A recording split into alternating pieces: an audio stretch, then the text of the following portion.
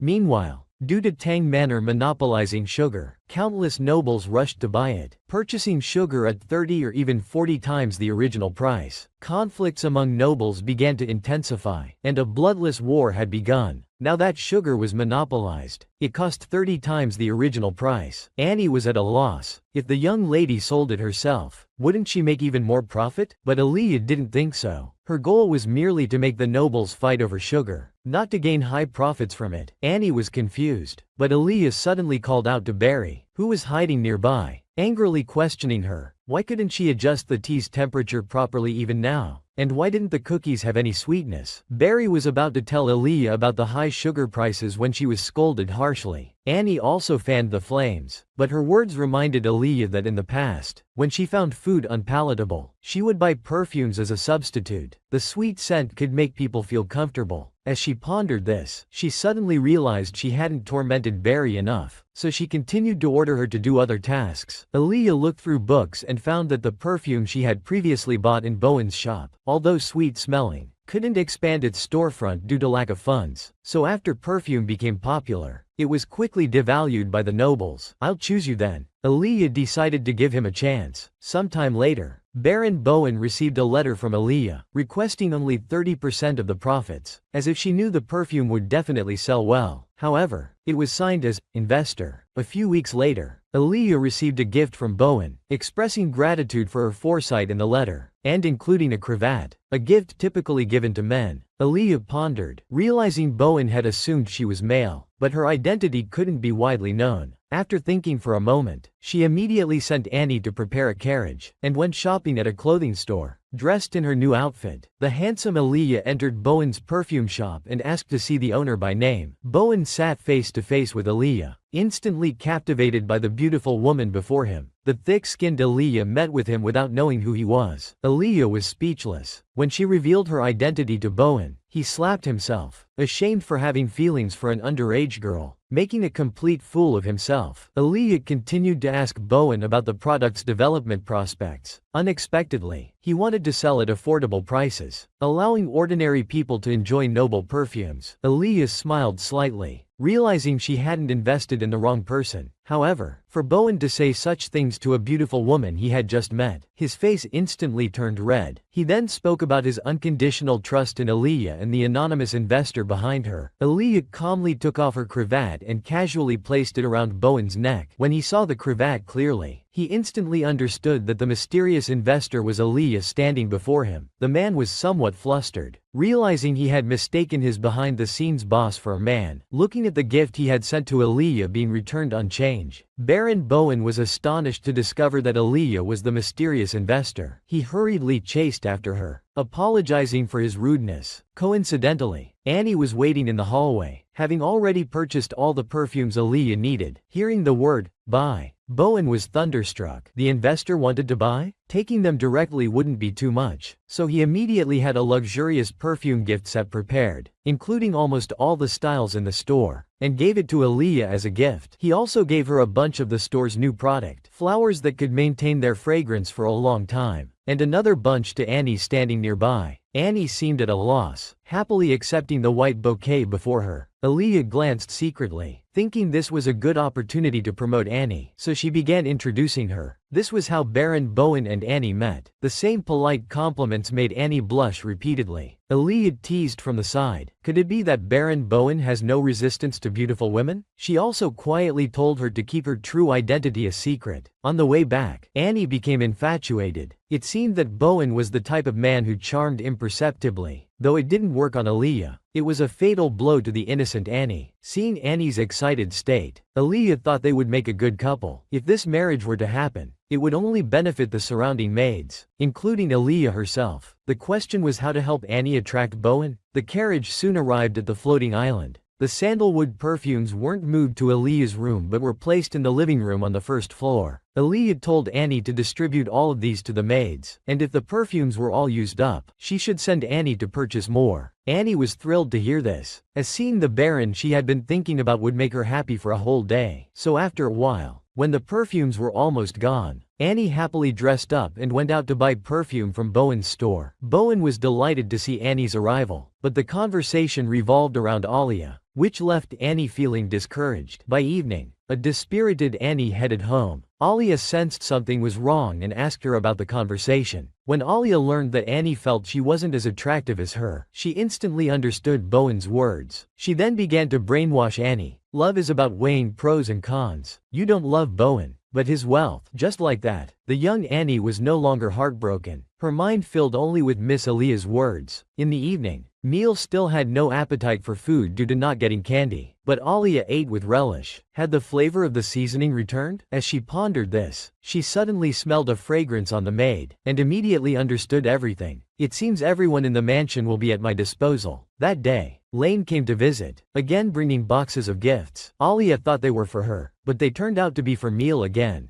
Just then, Lane had a male servant bring Aaliyah's gift to her room. Aaliyah absent-mindedly agreed, not noticing the door being quietly closed. Then the servant removed his hood, revealing it was Yas. But Aaliyah wasn't shocked at all, as Yas's sudden appearances were common. With no gatherings lately, their feelings for each other had deepened. This time Yas came for no other reason, but solely to see Aaliyah. What could be more important than that? Hearing this, Aaliyah's face turned red. But why give all the candy to Neil? Yas explained, it was because she wanted to spend more time with Aaliyah. Aaliyah felt relieved hearing this. Arthur realized Aaliyah was jealous of Neil. Seeing herself exposed, Aaliyah's face reddened again. Was it really because of manipulation? The words he spoke couldn't even convince himself. Yas took the opportunity to quietly approach me, vowing to only give gifts to her from now on. He was then called away by Lane, who had arrived. Shortly after, Jessie rushed in to bring afternoon tea for the young lady. Aaliyah casually opened the gift box, finding it contained a gorgeous outfit. She wondered, could this be a special gift for mistaking her identity earlier? Aaliyah smiled happily. Now that Oscar had no more use, it was time to find a new path. Annie handed Aaliyah a stack of letters from Baron Bowen for her to review. Seeing Annie's excitement, Aaliyah guessed correctly in one sentence. The Baron's attitude towards her had changed. It seems with her help, their relationship was developing well. Annie praised Aaliyah's foresight, not knowing that this was all Aaliyah's conclusion from analyzing information from her previous life. As she thought about it, Yas's face appeared in her mind, and Aaliyah's face instantly reddened again. The next evening, Aaliyah took a carriage to meet Sarah. She had sent a letter inviting Aaliyah to meet with her and the Marquis. Aaliyah opened the door, and was greeted by the Marquis. Sarah also rushed out, both surprised and delighted to see Aaliyah. So the three of them went inside to dine together. Aaliyah expressed gratitude for their invitation, and the Marquis felt it was only natural. Sarah spoke of the happy times spent with Alia, a smile of happiness on her face. She felt truly happy to have found a kindred spirit. Alia was somewhat surprised, although she constantly numbed herself, telling herself she was here for revenge in this life and Sarah was just being used. The happiness before her eyes was impossible to ignore. Alia sincerely wished Sarah well in her heart. Alia's birthday was approaching, but she didn't want to make a big fuss about it, because after that would be her sister Miel's birthday. The palace maid would come that day, and everyone would be busy with her arrival. Before that, there was no need for her to make her birthday party too conspicuous. Alia's birthday passed simply, except for receiving that anonymously sent bouquet of tulips. Miel's birthday soon arrived, with many people coming and going. Alia sat to the side, coldly watching the outwardly glamorous nobles, attacking her background with the most vicious words. Oscar and Miel entered the banquet together with the palace maid's mother, causing much discussion among the crowd. The palace maid stood at the front and said, "After Miss Miel comes of age, she will marry our Oscar." Alia watched Oscar put the wedding ring on Miel's finger. Although she had approached Oscar just to isolate Miel, he had now become a discarded card. But if Oscar had firmly chosen her instead, Alia could no longer bear it and ran out suddenly. Alia ran to the window. What were her feelings for Oscar? Was she angry at not getting a usable card? Are there some things in this world that can't be obtained even with effort? A sense of loss and invisible walls surrounded Alia. Alia walked to her bedroom door and found a gift box containing the brooch she had given to Oscar. Alia's anger reached its peak. That scumbag. I didn't do anything. Yet he gets engaged to Miel on one hand and sends back this brooch hinting at our past on the other. Am I supposed to understand even now? Alia was about to throw the brooch to the ground when she saw that bouquet of bright, gentle tulips. Alia was stunned. Why should she be angry over someone like this? She was different now from who she used to be. In this life, she had assets, faith, and power. Why should she deny her own efforts? There was still some time before Miel would show her power. If she did nothing, only death awaited her. She would never give up on life like she did in her previous life. At the dinner table, everyone was discussing Miel's engagement. Alia wore the red rose brooch on her chest, showing it to Miel, saying she received the brooch at her door on the day of the engagement, as beautiful as the Duke's family crest. Miel realized the reason and was furious. Alia smirked and disdainfully tossed the brooch aside. Miel was very upset about Alia's brooch and planned to write to the palace maid, but was stopped by the servant. Previously, Miel had already written a long letter, asking the palace maid to announce the wedding date. Now, with the palace maid busy dealing with the internal strife of the nobility, the urgent matter was to find another way out. The maid suggested that they might as well win over the newly emerged bourgeois capitalists. So Miel began to hold tea parties one after another, and surprisingly, all the invited guests were commoner ladies. Arya sensed that something was not right and decided to investigate personally. Arya casually interrupted Miel's tea party, asking if she could join. Miel's face stiffened, and she was about to refuse. But the commoner ladies, unable to read the atmosphere, were instead very interested in Arya, the rumored villainess. Arya successfully entered the tea party, but unexpectedly discovered that the families of these invited ladies were all ones she had recently invested in. It seemed Miel also planned to win them over. The wealthy ladies discussed the wisdom of their investor, who had been of great help to them. Arya smiled awkwardly, feeling a bit embarrassed to hear others praise her like this. Arya used perfume to inquire about Mrs. Bost's work, and praised the lady's vision, winning a chorus of agreement from everyone. Miel was surprised. These ladies were actually working? Miel hinted that the ladies should hire long-term workers, but Arya coldly laughed and objected. What's wrong with the ladies lightening their husbands' burdens? Just as the two were about to argue, the ladies quickly tried to smooth things over. Although they agreed with Arya's point in their hearts, they still went along with Miel's words, saying they would definitely hire long-term workers in the future. But Miel's dislike for Arya reached its peak, and she didn't intend to end the conflict, but continued to state, dealing with dirty money is not a lady's style. This sentence offended both the ladies and Arya. To ease the atmosphere, Miel took out gifts of rose brooches. Arya inwardly sneered. Rose brooches are the symbol of the Duke's family. Yet her dear sister Miel, who who hadn't even entered a wealthy family yet, was already thinking of throwing her weight around. The commoner ladies felt the gifts were too valuable and politely refused to accept them. Miel proposed that she could host another tea party next time and introduce the ladies to some of her friends, but the ladies hastily declined, saying that the Duke's family was too high for them to associate with. Miel left angrily. Arya smiled slightly and took the opportunity to suggest hosting a tea party herself, but the ladies hesitated. Arya felt a bit disappointed, but just then, the ladies suddenly invited Arya to attend their gathering. That day, Lien proudly presented Bast's invitation to Yas. Yas was also very interested in this newly emerged capitalist and the investors behind them, deciding to go and investigate. As the conflict with the noble faction intensified daily, those despicable lackeys, unable to tolerate the crown prince's increasing suppression, actually petitioned to send the crown prince to the frontier. Even Yas's father hurriedly summoned him back. However, Yas smiled slightly, with no intention of letting them off. Starting from the casino negotiation meeting, Yas no longer concealed his methods. These growing vermin needed to be eliminated one by one. Lien praised, "Miss Arya is indeed clever. Her suggestion to give the casino to the nobles was so wise." Yas also fantasized about that blonde girl, his face slowly turning red, and he joined Lien in praising her. It must be said, the power of love is truly great, isn't it? It always makes people become sincere and frank. Lien suggested using Yas's teleportation skill to see Miss Arya, but Yas refused. Although he missed Arya very much, teleportation was very draining. However, it was because of this longing that work became more motivating. "I hope we can meet soon,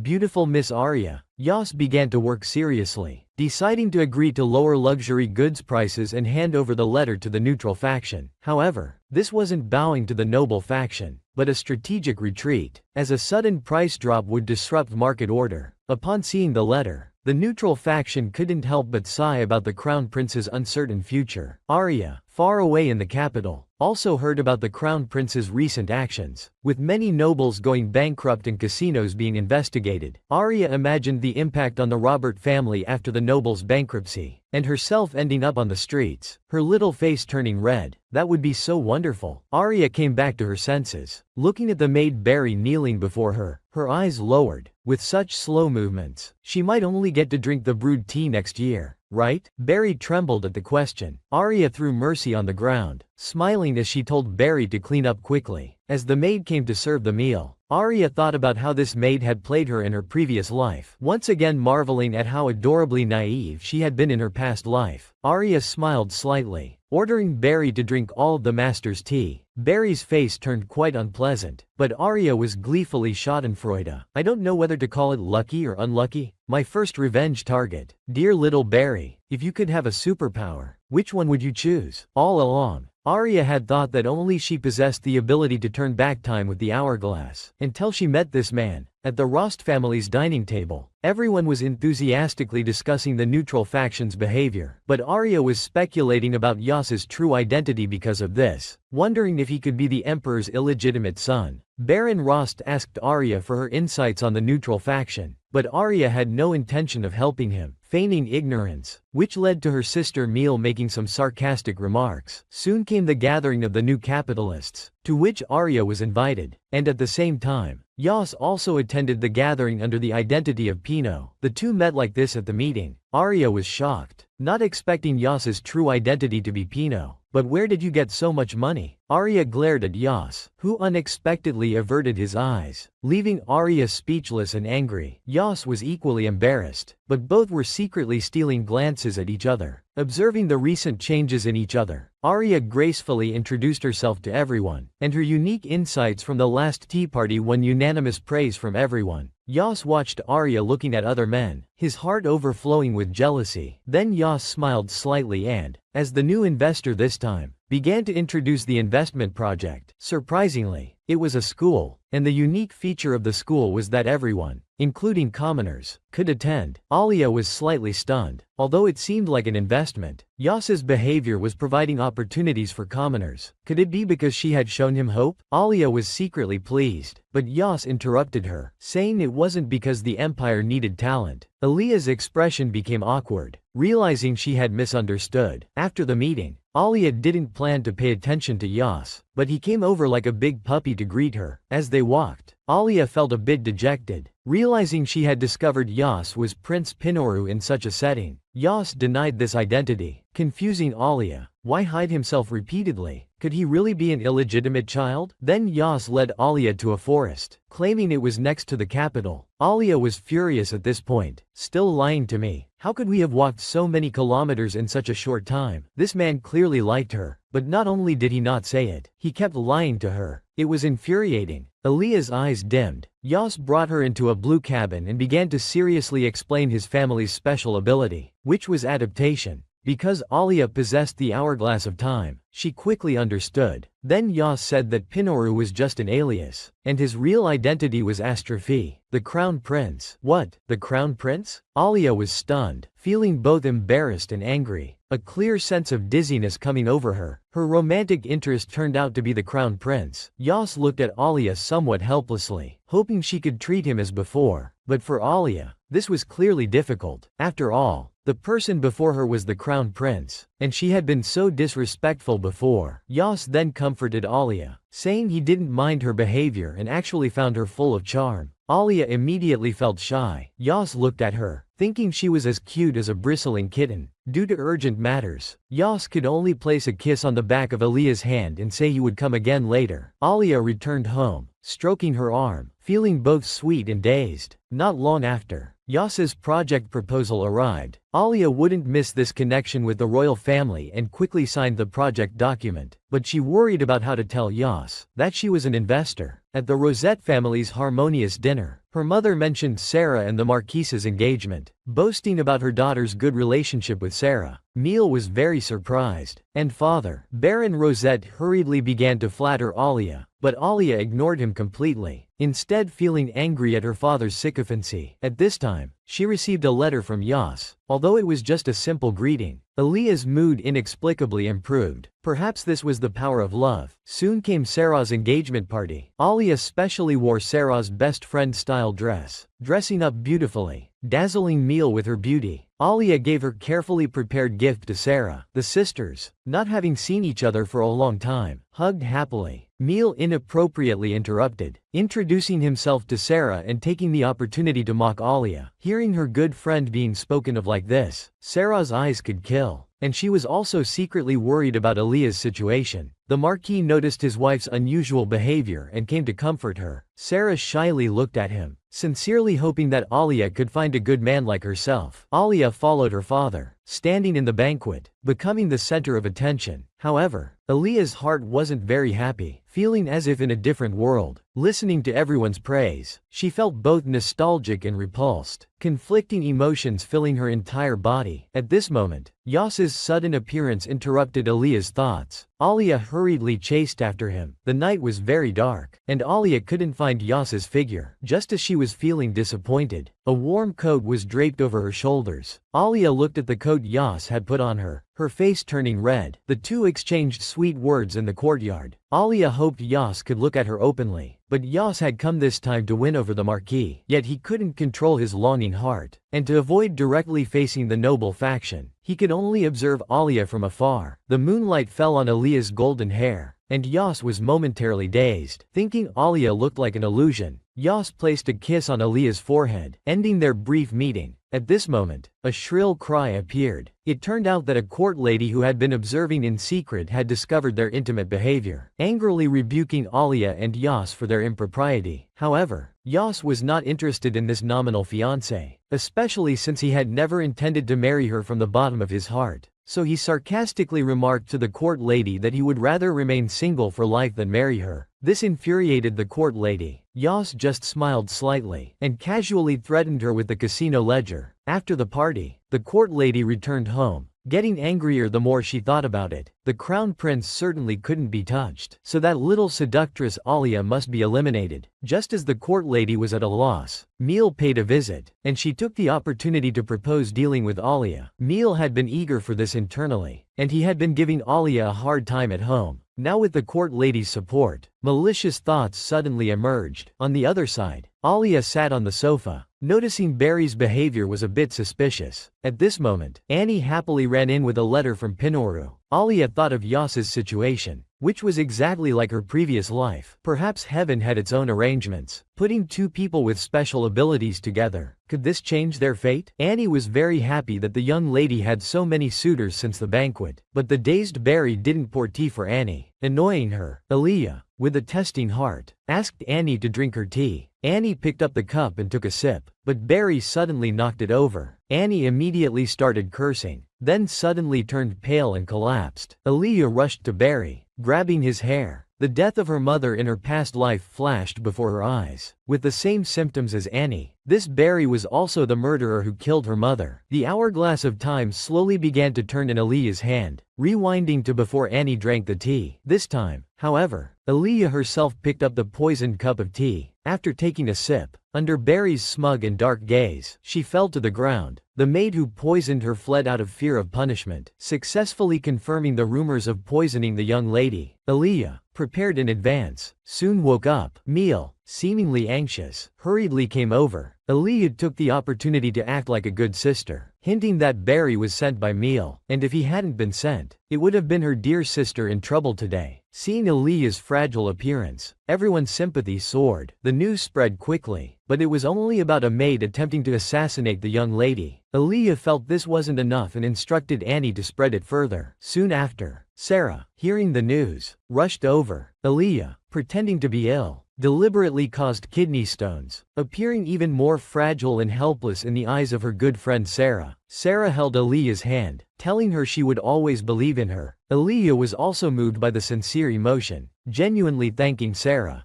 Due to Annie's deliberate spreading, the incident was linked to someone deliberately instructing you, with Meal's maid Emma being the prime suspect. Alia was very satisfied with how things were going. Even the knight who came to visit and investigate the case was moved by Alia's feigned fragility. Alia hinted to the knight that he could inquire with Meal. After all, this sister was closest to Emma. After the knight left, Alia sat by the window, looking at the blooming tulips, telling Annie that they didn't need to change fresh flowers so often in winter. Annie found it strange, as the tulips were delivered daily in Alia's name. Alia immediately thought of Yas, a sweet blush coloring her face. At this moment, an unexpected guest arrived. It was her half-brother, Cain. However, Cain's behavior was very strange. Although he was concerned about Alia, his gaze was very ambiguous, leaving Alia puzzled. At the harmonious dinner table of the Rost family, everyone discussed Alia's assassination attempt, expressing their concern. However, Cain, because of Alia's incident, had made a big fuss, sending many people to investigate. Alia realized the reason and felt instantly nauseated. Like father, like son indeed. Just as the Earl had grown tired of his original wife and had an affair, Cain had developed such thoughts about his own sister. But Alia quickly calmed down, thinking this might not be so bad. If she could get Cain on her side and have him destroy the Rost family with his own hands, it would be extremely interesting. This woman is too vicious, willing to make her personal maid take the blame to cover up the truth of the matter. The truth can't be hidden forever. Because of Barry, Meal hurriedly found the palace maid, but the maid proposed that Emma should take the blame, leaving Meal in a dilemma. On the other side, Alia learned of Meal's news. The palace maid meeting Meal while in such a frantic state surely meant they were both suspicious in the assassination attempt. Meanwhile, Brother Cain's infatuation with Alia only grew. To create opportunities to spend time with Alia, he would even personally pick up and return clothes she had dropped. Although Alia was disgusted and sighed, she decided to make good use of Cain. Alia invited Cain for tea, stating she would leave the mansion after coming of age. As expected, Cain became excited immediately. Alia seized the opportunity to act fragile and show great trust in Cain. Cain, unable to contain himself, immediately ordered more people to investigate the assassination case. Alia recalled her good brother's actions in her past life, comparing them to his current naive behavior, feeling both amused and angry. At night, Alia was handling investment matters in the study. For some reason, even foreign investors had sent invitations, hoping to join Alia's investments. In addition to dealing with the assassination, Alia hadn't slept well for days. Moonlight shone through the window onto the desk. Alia slowly walked to the window and unexpectedly saw the person she had been longing for, Crown Prince Yas. Seeing Alia, Yas immediately jumped onto the windowsill and handed her the tulip he was holding. Alia, however, was very flustered. worried about what would happen if someone discovered them. Yas expressed his longing and felt guilty for not being able to appear openly by Aaliyah's side, stating that if Aaliyah was willing, he could accompany her at all times in his capacity as crown prince. Aaliyah, however, retreated, as her heart was wavering. The identity of crown prince had always made Aaliyah afraid to face it directly, even causing her to feel inferior. Yas, however, hoped Aaliyah could face her own heart honestly, and took out a letter containing Barry's address. Tiaz had already imprisoned Barry, and now Yas was handing over this assassination suspect to Aaliyah for her personal disposal. Aaliyah, however, asked Yas in return, what if she became very cruel to those who had hurt her? Yas looked at Aaliyah affectionately, saying he would believe in her no matter what choice she made. Aaliyah was deeply moved by Yas's words. That day, a mysterious person, wrapped up tightly, found Aaliyah. After removing the hood, it turned out to be Barry. It turned out that several days ago, Aaliyah had found Barry using the address Yas gave her. At that time, Barry, due to days of physical and mental torture, was already haggard beyond recognition. Aaliyah's heart didn't waver at all. She grabbed Barry's hair and told her that she had long known who was behind it all. Aaliyah had initially wanted to beat this murderer, but seeing her disgusting state, she withdrew her hand in disgust. Aaliyah calmed herself and made a deal with Barry. As long as Barry could reveal the mastermind, she would let her go abroad. Barry was terrified and confused, not believing Aaliyah's words. Aaliyah sneered disdainfully. Barry is now like a rat crossing the street. What other choice does she have besides agreeing to the proposal? In Count Rost's mansion, the maid Annie watched her mistress's actions over the past few days with confusion.